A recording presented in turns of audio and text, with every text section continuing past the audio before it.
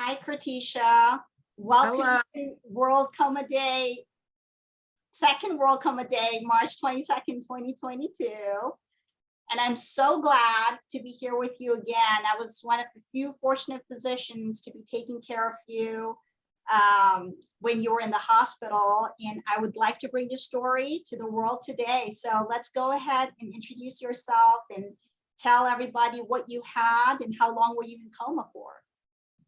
Yes, hello, my name is Kratisha Brabson, and I was in a coma for 7 months, started on September 7th of 2018 to April 7th, 2019.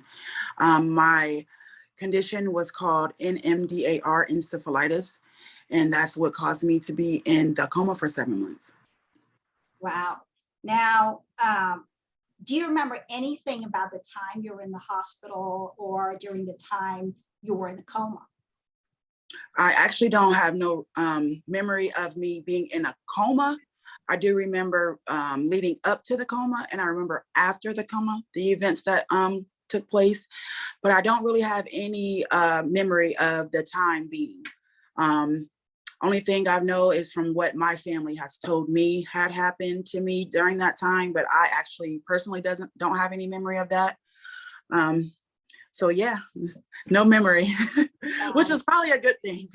So tell us a little bit about the first thing that you noticed after you woke up from coma. 7 months is a long time. A lot changes in that time frame. So what's the first memory you had when you woke up?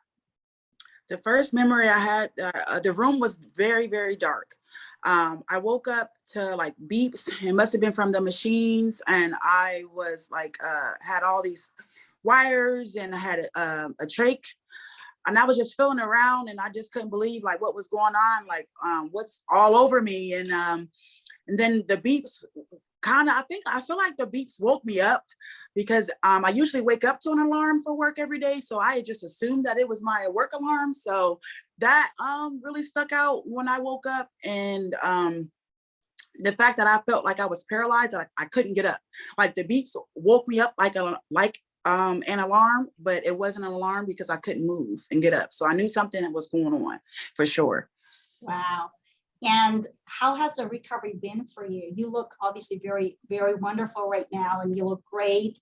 Tell us, what was the recovery process like to get to what you are today? The recovery part was definitely rough. I have 2 kids. At the time, they were 4 and 12. So my kids had to learn to live with me again. So that was definitely challenging, on top of me trying to take care of myself, because I had to learn how to speak. I had to learn how to eat. I had to learn how to walk, use the restroom, all types of different things that I had to learn how to redo. So it wasn't always peachy. No, that's for sure. It definitely was rough. Once I got into my home with my kids, I still had training in physical therapy, all types of different things. People came to my house, had trainers, had nurse aides, I had occupational therapists, all types. So I definitely had to go through all of that first before I got to where I am now. Wow. And how long did that take? How long was the recovery process?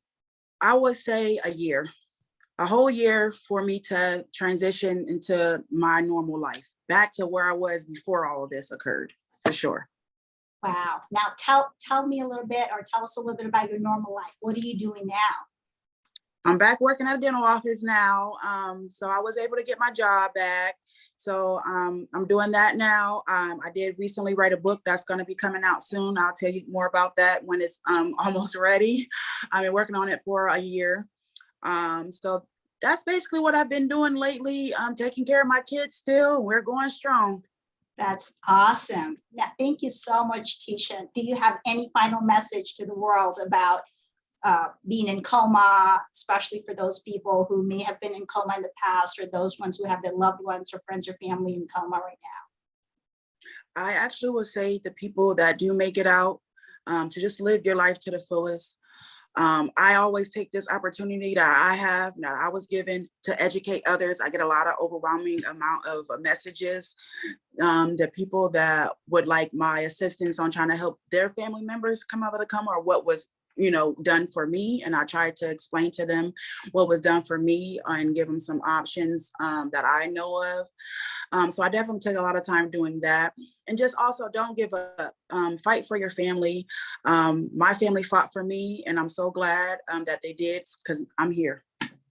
That's wonderful. Thank you so much, Tisha. It's been a pleasure. And I know you're writing a book about your experience, and we all look forward to reading your book. Thank you for being here today.